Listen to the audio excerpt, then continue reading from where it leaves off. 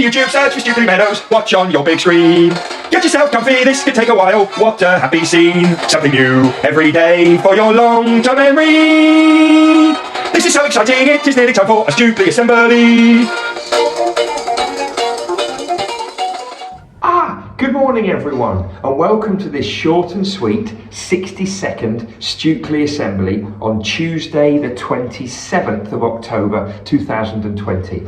Today's retrieval. We know that Evel Knievel was a stunt rider, but what did he do lots of as a child, and how many bones did he break in his body in his lifetime? Okay, today's challenge. I'd like you to draw or paint a picture of your teacher.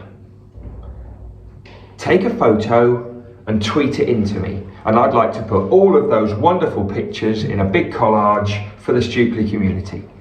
Today's message, can you please try and think of somebody you know, maybe friend or family, who you haven't heard from in a while, or who you haven't talked to in a while, or who you haven't done anything for in a while. Contact them, ring them, text them, write them a letter, see how they're doing.